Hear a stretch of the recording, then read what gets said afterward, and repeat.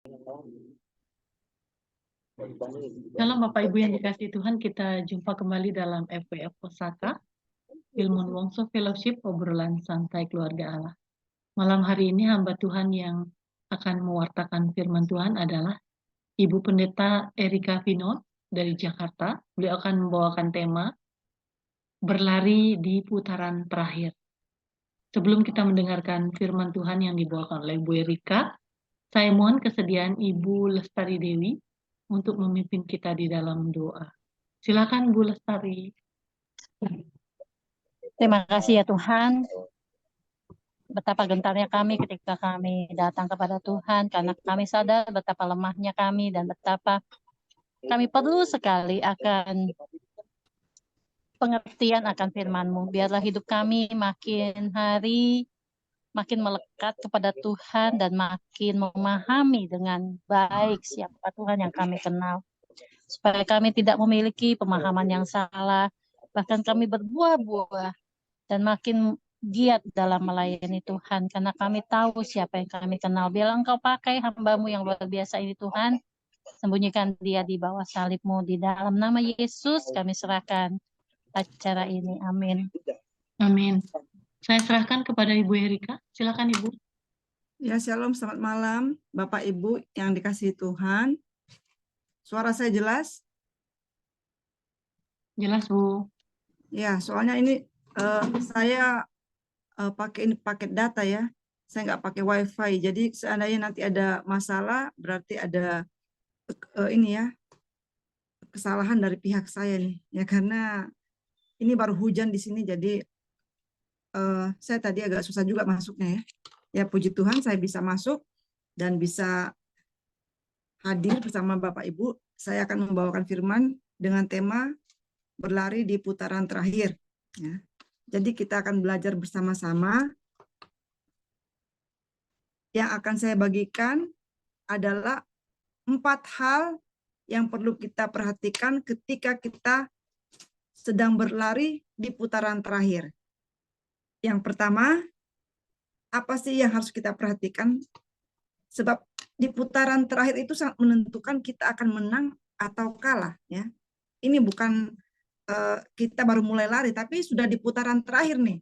Nah, jadi apa yang harus kita perhatikan saat posisi kita sedang ada dalam putaran terakhir? Yang pertama, boleh satu orang baca Ibrani pasal 12 ayat 1 sampai 2. Iya. Karena kita mempunyai banyak saksi bagaikan awan yang mengelilingi kita, marilah kita menanggalkan semua beban dan dosa yang begitu merintangi kita dan berlomba dengan tekun dalam perlombaan yang diwajibkan bagi kita. Marilah kita melakukannya dengan mata yang tertuju kepada Yesus yang memimpin kita dalam iman dan yang membawa iman kita kepada kesempurnaan, yang dengan mengabaikan kehinaan,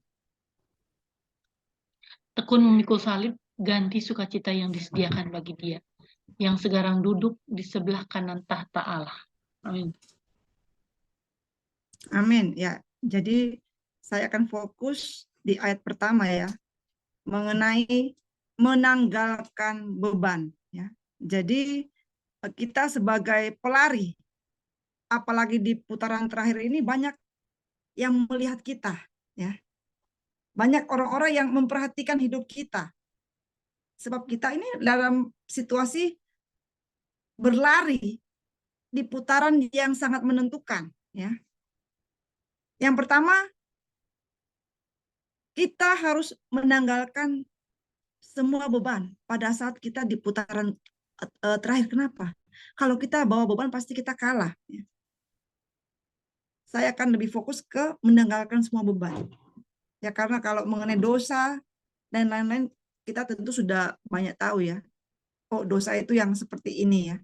Tapi mengenai menanggalkan beban, saya juga berdoa, Tuhan, apa sih beban-beban yang seringkali tanpa sadari itu kita sering bawa saat kita sedang berlari. Ya, tiba-tiba Tuhan mengingatkan cerita antara Abraham dan Lot ya. Coba kita baca dulu di Kejadian 13 ayat 8 sampai 9. Satu orang boleh baca? Saya baca ya, Bu. Iya. Maka berkatalah Abram kepada Lot, janganlah kiranya ada perkelahian di antara aku dan engkau, dan antara gembalaku dan para gembalamu, sebab kita ini kerabat. Bukankah seluruh negeri ini terbuka untuk engkau? Baiklah, pisahkan dirimu daripadaku. Jika engkau ke kiri, maka aku ke kanan. Jika engkau ke kanan, maka aku ke kiri. Amin. Amin. Ya. Jadi kalau kita membaca bagaimana sebelum ayatnya dikatakan bahwa ada perkelahian ya di antara gembala-gembala Abram dan Lot. Dan tempat itu sudah terlalu sempit buat mereka. Sebab apa? Mereka makin hari makin kaya. Sehingga semakin banyak domba-domba yang mereka miliki, semakin banyak juga pengerja-pengerja yang mereka miliki. Sehingga seringkali timbul perkelahian. Ya. Dan kalau kita perhatikan, pada saat itulah akhirnya Abram mengambil keputusan. Ya. Dia mengatakan, baiklah pisahkan dirimu. Ya. Kalau engkau ke kiri, aku ke kanan. Nah, kalau engkau ke kanan, aku ke kiri. Kenapa harus seperti itu? Ya karena kalau Abraham bertahan dengan situasi itu, banyak hal yang tidak baik akan terjadi ya. Itu akan menghambat rencana Tuhan dalam hidup Abram. Ya kalau kita baca di pasal-pasal sebelumnya, ketika Tuhan memanggil Abram, Tuhan menyuruh Abram itu meninggalkan sanak saudaranya. Ya.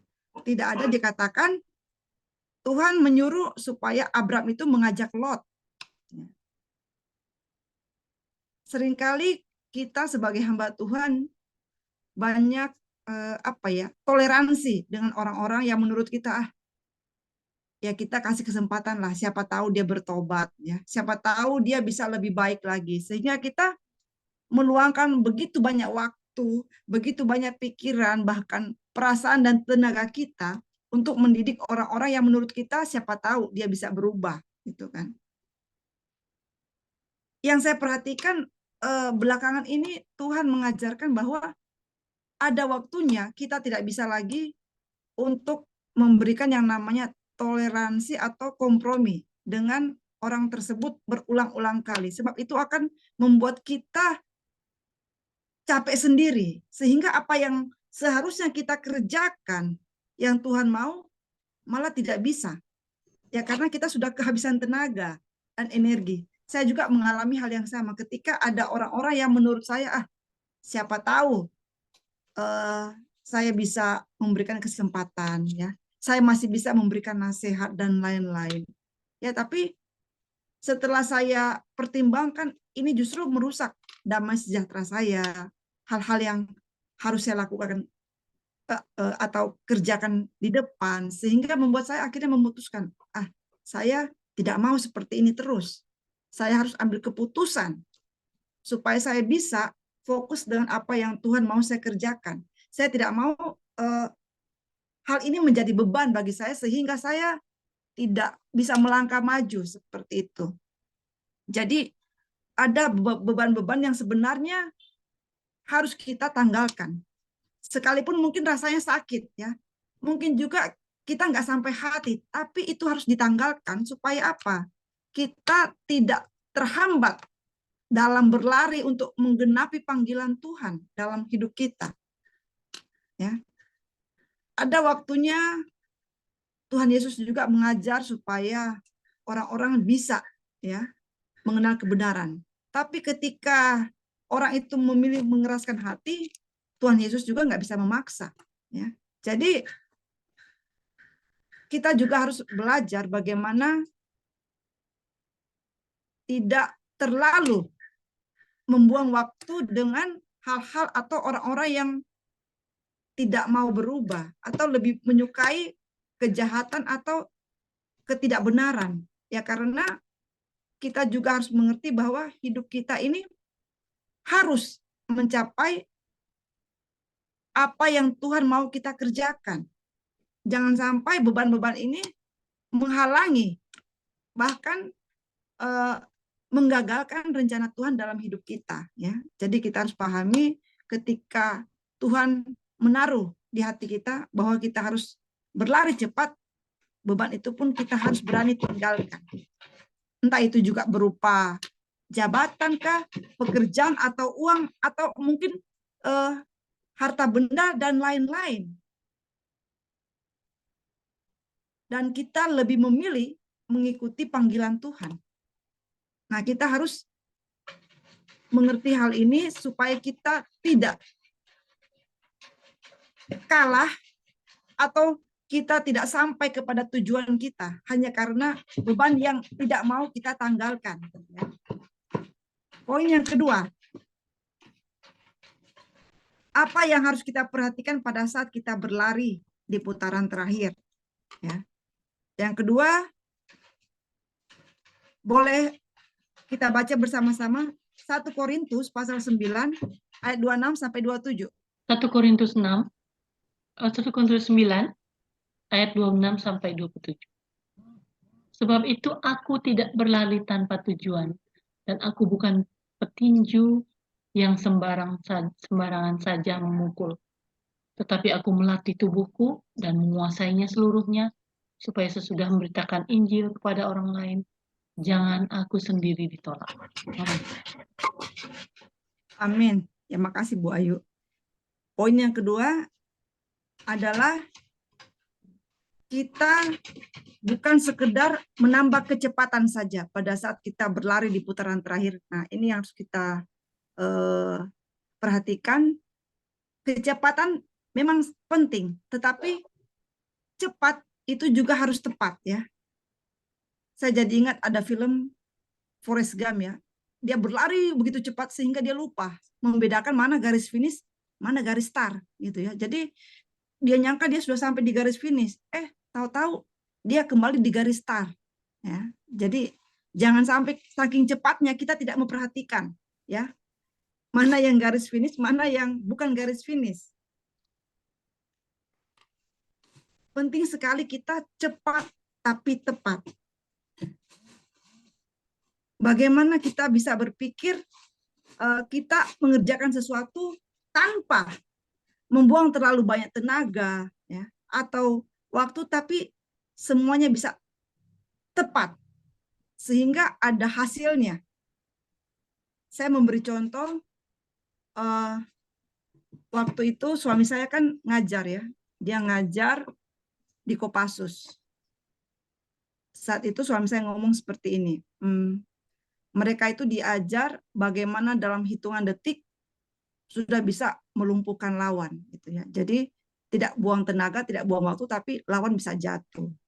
Jadi ada titik-titik yang sekali dipukul lawan langsung jatuh, bahkan bisa mati, ya, seperti itu. Jadi kita harus mengerti ada hal-hal yang harus kita lakukan dengan sekali perbuatan kita sudah mendapatkan hasil yang maksimal. Nah, ini yang harus dimiliki oleh anak-anak Tuhan. Bukan yang penting cepat selesai, cepat kita melayani. Tapi kalau nggak ada hasilnya, buat apa, gitu kan? Ini yang kita harus mengerti bahwa ketepatan itu sangat penting. Selain kecepatan, cepat dan tepat itu yang terbaik, ya. Bukan sekedar cepat tapi tidak tepat sasaran, ya. Jadi banyak orang, ya, kalau kita lihat dia itu maunya cepat naik, cepat dikenal orang, ya, cepat bisa menjangkau jiwa-jiwa. Tetapi akhirnya begitu dapat apa yang dia mau, ya, orang-orang itu akhirnya diabaikan, ya. Karena apa? Dia hanya berpikir yang penting cepat saja. Dia tidak tahu begitu mendapatkan apa yang dia inginkan, apa yang harus dilakukan dia nggak tahu. Sehingga akhirnya tidak maksimal, bahkan tidak memberikan hasil yang seharusnya, bisa dilihat, bisa memuliakan Tuhan ya. Saya jadi ingat beberapa tahun lalu, waktu itu saya ada pesanan kue panada ya. Saya waktu itu minta seorang family saya untuk buatin itu kue, karena saya juga nggak tahu buat ya. Jadi saya pengen dia yang buat, saya yang jual gitu kan. Nah, waktu itu saya bilang ke suami saya, tolong jemput saya. Pada masa itu musim begal motor ya di daerah Depok waktu itu. Suami saya jemput jam 2 subuh. Saya lihat jam, kok ini sudah jam 2:30 kok nggak muncul ya. Saya telepon, suami saya nggak angkat-angkat. Saya nggak berpikir terjadi apa-apa waktu itu. Saya bilang, oh mungkin macet, tapi kok subuh macet. Seperti itu kan. Jadi saya nggak berpikir macam-macam sampai suami saya sampai itu sudah jam 3 subuh. Nah, dan saya nggak perhatikan kondisi motornya. Soalnya suami saya itu begitu tenang ya. Sampai di rumah saya kaget, loh kok ini motornya hancur gitu kan. Suami saya baru bilang, oh ya saya tadi dibegal gitu. Nah, terus gimana? Ya iya, yang begal yang dibawa ke rumah sakit. Saya bilang, kok bisa gitu ya? Jadi beliau mengatakan sebenarnya bukan dia yang mau dibegal, tapi ada anak mahasiswa yang motornya bagus, sedang berada di depannya. Ya cuma karena suami saya buru-buru mau jemput saya, dia nyalip tuh ya, dia nyalip itu motor dan dia di depan. Rupanya mahasiswa itu sudah diincar ya sama begal motor, bahwa oh dia kan motornya bagus ya dan juga masih muda gitu ya. Jadi ketika suami saya melambung, mereka pikir ini yang di daerah arah berlawanan, wah ini nih yang harus dibegal gitu kan. Sebab mereka itu sudah pakai calling ya. Kalau namanya begal, mereka itu punya tim, sehingga oh ini salah sasaran. Jadi mereka itu begal suami saya. Jadi mereka sempat ini ya, hadang motor, ya mereka itu jalan. Nah suami saya kan berpikir, dia kalau ya posisi itu yang nggak mungkin dia mengabaikan, soalnya memang sudah dalam posisi mau ditabrak. Akhirnya suami saya itu ngambil posisi seperti adu kambing begitu ya. Jadi begitu bertabrakan, yang nabrak itu terlempar di udara, dan memang suami saya motornya hancur depan belakang kan, karena begitu keras tabrakan, begitu bertabrakan 8 orang keluar tuh dari semak-semak. Mereka mau ini ya, mau begal, tapi suami saya ya karena dia udah biasa belajar strategi, jadi dia shock terapi mereka, sehingga akhirnya malah mereka yang kabur gitu kan. Ya tapi motor rusak parah. Yang saya bersyukur suami saya nggak apa-apa gitu kan. Yang menabrak itu justru dibawa ke rumah sakit karena jarinya putus ya, karena dia pakai sendal waktu adegan itu. Dan saya berpikir kok bisa seperti itu. Suami saya ngomong gini, kita itu kalau mengalami sesuatu kita harus pertama tenang dan harus tahu apa yang harus dilakukan dalam ketepatan, sehingga kita nggak istilahnya jadi korban atau mati konyol. Kita harus juga dalam situasi itu bukan cuma cepat tapi tepat sasaran, sehingga kita tidak membuang waktu, tenaga, apalagi sampai mati konyol kan. Jadi memang dalam akhir zaman ini kita jangan sampai salah strategi sehingga kita akhirnya babak belur ya. Justru kita harus mengerti bahwa sebagai anak Tuhan kita harus memiliki yang namanya hal-hal yang kita sekali ngomong orang langsung diam, sekali ngomong orang langsung paham, sekali ngomong musuh nggak bisa berkutik. Nah, itu yang harus kita miliki, sehingga kita bukan menjadi orang yang digampangin, tapi menjadi orang yang orang perhitungkan. Sebab di putaran terakhir ini banyak orang akan mencari kesalahan-kesalahan,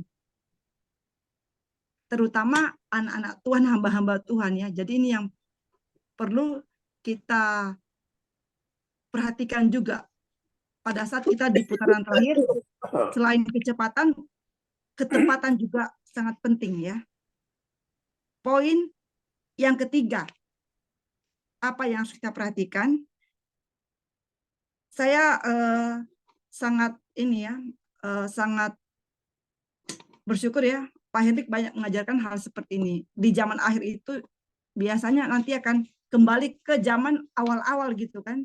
Itu akan terulang lagi tuh. Ya pada saat zaman awal gitu kan. Jadi ketika kita berlari di putaran terakhir, apa sih yang sebenarnya menjadi fokus hidup kita? Apa yang menjadi tujuan akhir kita sebenarnya saat ada di dunia ini ya? Nah, itu bisa kita baca di Kejadian 1 ayat 26. Satu orang boleh baca. Kejadian 1 ayat 26.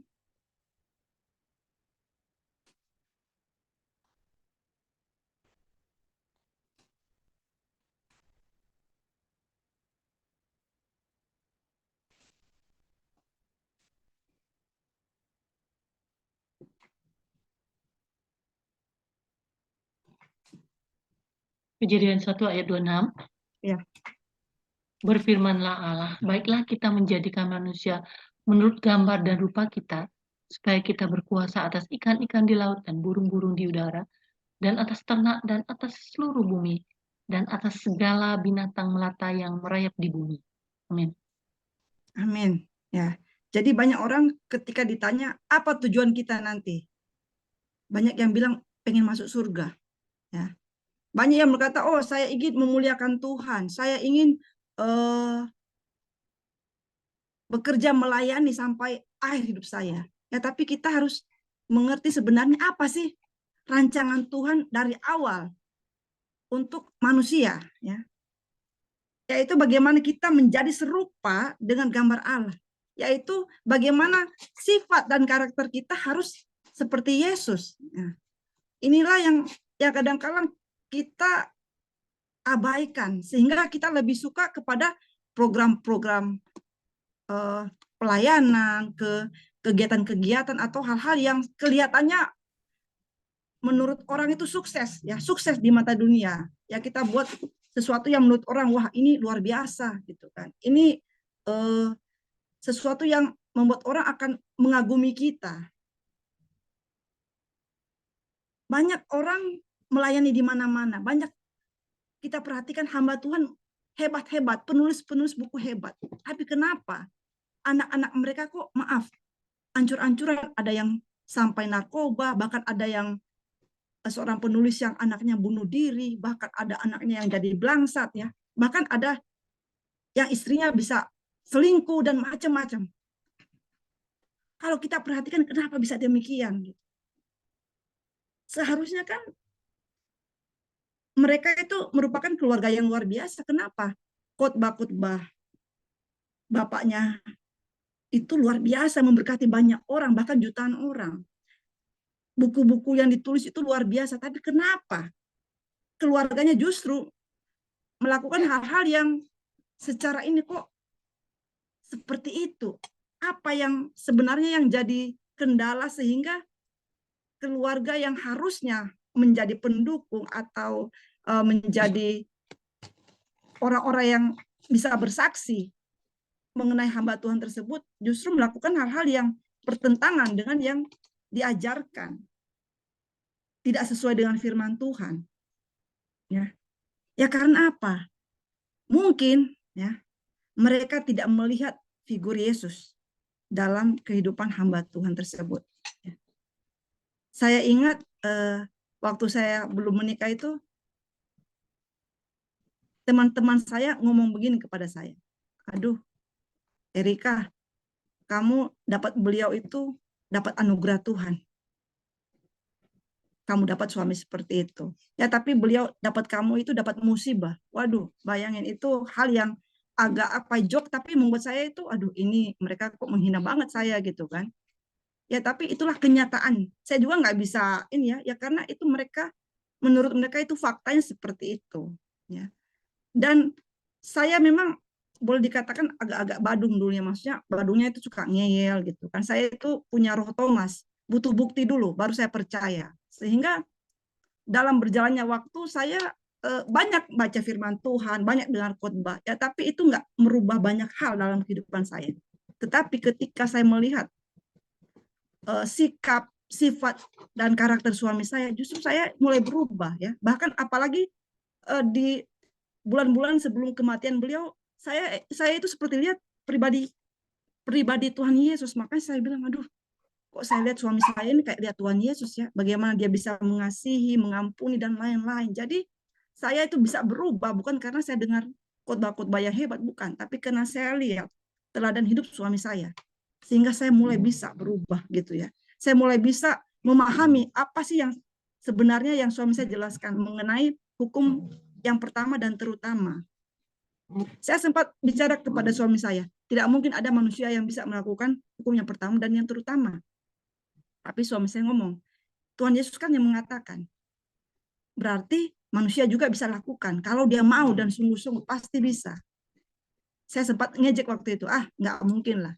Tapi ketika suami saya menghembuskan nafas terakhir, di situ saya baru kebuka, wah, dia sudah melakukan apa yang ia katakan mengenai hukum pertama dan yang terutama, mengasihi Tuhan dan mengasihi manusia. Sampai dokter sampai ngomong gini, aduh Bu, ini suami ibu ini sudah dalam kondisi kritis. Ya tapi kok masih memikirkan mendoakan orang. Saya bilang, saya juga nggak tahu, saya bilang. Itu dia punya keinginan sendiri. Jadi kalau saya lihat, saya beberapa kali masuk, bukan saya, tapi saya mengunjungi orang-orang di rumah sakit. Hanya sakit ringan pun itu mereka itu fokus ke diri mereka. Aduh Tuhan sembuhkan saya. Jarang tuh berpikir untuk mendoakan orang-orang yang di sebelahnya, itu jarang. Lebih fokus mendoakan dirinya supaya sembuh. Tapi saya lihat suami saya di ruangan UGD yang notabene hidupnya itu tinggal bisa hitungan detik, dia masih berpikir mendoakan orang lain. Bahkan dia bilang, tolong saya mau doakan. Aduh Tuhan, kok masih punya pikiran seperti itu. Dia nggak mikirin lagi dirinya gitu. Nah, hal-hal seperti inilah yang juga saya melihat ya memang Yesus pun kayak begitu, sebelum mati masih sempat ya menyelamatkan penjahat yang di sebelahnya. Bagaimana saya melihat seolah-olah saya lihat, aduh ini suami saya ini kok bisa seperti itu. Jadi saya teringat cerita Yesus gitu ya. Jadi bagaimana kita sebagai hamba Tuhan, apakah kita bisa nih, istri kita, anak kita, atau teman dekat kita ngomong kepada kita, saya lihat Yesus dalam diri kamu. Jangan sampai mereka berkata, waduh, saya lihat kamu kayak lihat setan. Nah, itu jangan sampai seperti itu ya. Saya beberapa bulan lalu saya ditabrak motor ya, sehingga saya nggak bisa melakukan banyak hal. Ya, tapi karena ada seorang hamba Tuhan yang sudah bayarkan saya retret, saya harus ikut retret dengan tangan yang boleh dikatakan hanya bisa berfungsi satu tangan gitu kan. Di dalam ruangan itu banyak hamba-hamba Tuhan, ya. Ya kami satu kamar itu lebih 20 orang ya. Tapi ada seorang ibu yang saya baru kenal ya. Dia langsung ngomong ke saya begini, Bu Erika, kalau Bu Erika mau mandi, panggil saya. Saya akan bantu ibu buka pakaian ibu. Saya akan bantu ibu untuk nyabunin badan ibu. Ya karena ibu kan nggak bisa bergerak. Jadi dia itu setiap saya masuk kamar mandi, dia nunggu di depan pintu kamar mandi sampai saya selesai mandi. Dia yang makain saya baju, bahkan maaf, sampai pakaian dalam pun dia yang bantu makain. Selama 3 hari ya. Jadi hari ketiga pas mau pulang saya ngomong seperti ini ke beliau, Bu, di ruang kita banyak hamba Tuhan, tapi saya melihat Yesus dalam diri ibu, saya bilang. Sebab apa? Orang ini benar-benar melakukan dengan ketulusan, dan saya selalu melihat Tuhan sendiri yang menolong saya. Bagaimana saya itu nggak bisa ngapa-ngapain dengan satu tangan, tapi Tuhan ngirim orang ini, dan saya lihat orang ini benar-benar membantu saya dengan tulus tanpa mengharapkan apa-apa. Dan disitulah saya melihat, kalau kita melakukan seperti yang Yesus lakukan, maka orang akan melihat Yesus dalam kehidupan kita. Ini yang harus kita pahami. Jangan sampai kita jago berkhotbah, ya kita bisa belajar bahasa roh, bahkan bahasa malaikat, tapi orang nggak pernah ngomong sama kita, saya lihat kamu kayak lihat Yesus. Jangan sampai orang justru bilang, waduh saya lihat kamu kayak lihat Lucifer gitu. Saking jahatnya kita. Nah, jangan sampai seperti itu ya. Poin yang keempat. Apa yang harus kita perhatikan pada saat kita berlari di putaran terakhir? Mungkin ada Bapak Ibu bisa menebak poin keempat apa itu yang kita harus perhatikan pada saat lari di putaran terakhir.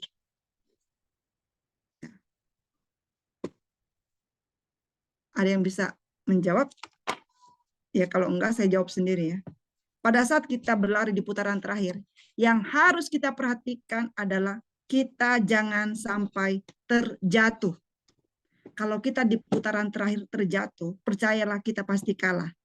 Mau kita bangun, kita pasti kalah. Kenapa? Itu putaran yang orang juga akan melakukan apapun untuk bisa menang. Ya, dia entah mempercepat larinya atau bagaimanapun, itu sangat berharga. Hitungan detik itu menentukan menang atau kalah. Jadi kalau kita terjatuh, itu butuh berapa lama untuk bisa bangkit. Dan dipastikan, apalagi kalau kita jatuhnya itu, maaf, 5 meter sebelum garis finish, pasti sudah kalah kita. Ya. Nah, ini yang harus menjadi warning juga bagi saya sendiri ya.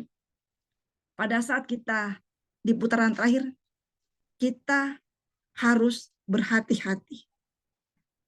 Bagaimana supaya kita tidak terjatuh? Mari kita buka firman Tuhan di Filipi pasal 2 ayat 5 sampai 8. Satu orang boleh baca?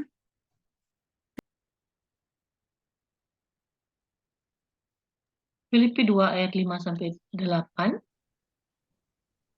Hendaklah kamu dalam hidupmu bersama menaruh pikiran dan perasaan yang terdapat juga dalam Kristus Yesus, yang walaupun dalam rupa Allah, tidak menganggap kesetaraan dengan Allah itu sebagai milik yang harus dipertahankan, melainkan telah mengosongkan dirinya sendiri dan mengambil rupa seorang hamba dan menjadi sama dengan manusia. Dan dalam keadaan sebagai manusia, ia telah merendahkan dirinya dan taat sampai mati, bahkan sampai mati di kayu salib. Amin. Amin. Ya. Bagaimana supaya kita tidak terjatuh menjelang putaran terakhir, yaitu kita harus menaruh pikiran dan perasaan seperti Yesus. Kita harus bisa mengosongkan diri kita dan mengambil rupa sebagai seorang hamba. Artinya, kalau kita tidak mau mengosongkan diri kita dan mengambil rupa sebagai hamba, jangan harap kita bisa menjadi pribadi seperti Yesus, memiliki karakter seperti Yesus. Ya. Sebab banyak orang jatuh ketika dia tidak mau mengosongkan dirinya, ketika dia menjadi orang yang lupa diri, ketika dia menganggap bahwa dia lebih hebat dibanding orang lain, bahwa dia lebih mampu dibanding orang lain, ya. Sehingga dia tidak punya kerendahan hati. Nah, inilah yang membuat banyak orang jatuh pada saat dia berada di puncak, ya. Dia lupa bahwa dia itu terbuat dari debu, ya.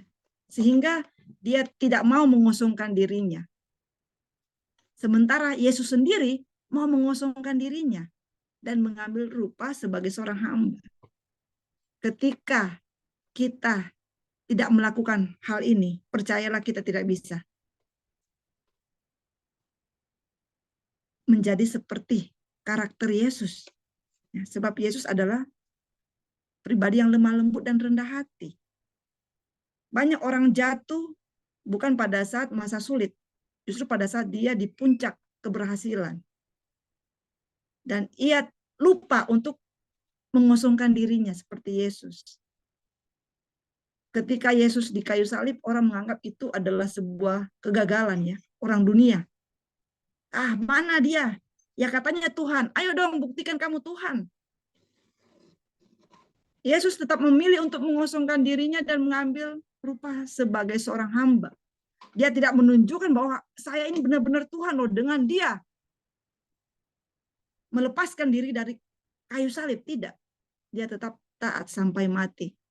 Seringkali pandangan orang dunia itu bertolak belakang dengan pandangan Allah. Ya, ketika dalam ketaatan dan mungkin direndahkan dunia, kita lebih memilih untuk taat, untuk setia dalam melakukan kebenaran firman Tuhan. Itulah kemenangan kita. Mungkin orang menganggap kita orang yang gagal secara dunia, tapi di mata Tuhan kita berhasil. Kenapa? Karena kita menyerupai, ya, karakter Yesus. Ya, karena kita punya pikiran dan perasaan seperti Yesus. Kalau kita punya keempat hal ini, kita tidak akan jatuh. Sebab apa? kita akan bisa melakukan apa yang Tuhan mau. Ya karena kita belajar mengosongkan diri kita. Dan membiarkan Roh Kudus yang menuntun hidup kita. Bukan ego kita. Bukan kesombongan kita. Dan ketika kita memiliki hal ini, maka kita tidak akan jatuh. Ya karena apa? Ada yang menuntun kita, roh kebenaran. Dan kita menjadi pelaku firman.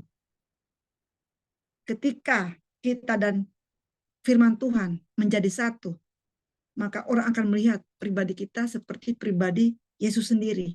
Sehingga kita bisa memiliki iman yang mengalahkan dunia. Kita bisa sampai di garis akhir. Bukan karena kekuatan dan hebat kita. Tetapi semua karena kasih karunia Tuhan. Semua karena anugerah Tuhan. Sampai kita bisa mencapai garis finish. Dan kita akan menerima apa yang menjadi janji Tuhan dalam kehidupan kita. Ketika kita menyelesaikan pertandingan kita tanpa terjatuh, namun memiliki kemenangan karena kita memiliki yang namanya Roh Kudus yang menuntun kita pada kebenaran dan sampai kepada tujuan yang Tuhan inginkan untuk kita lakukan. Marilah kita semua menjadi orang-orang yang sampai di garis finish. Bukan menjadi orang-orang yang berhenti apalagi terjatuh menjelang garis akhir. Sehingga nama Tuhan dimuliakan. Sehingga hidup kita menjadi saksi bahwa kita adalah orang-orang yang dipilih Tuhan. Bahwa kita adalah orang-orang yang menjadi saksi Tuhan. Meskipun kita sudah mengakhiri pertandingan kita di dunia. Tapi orang akan melihat bahwa kita adalah saksi Tuhan yang menyelesaikan pertandingan kita dengan tetap berpegang pada firman Tuhan. Sebab itulah yang Tuhan kehendaki. Terpujilah nama Tuhan. Haleluya. Amin.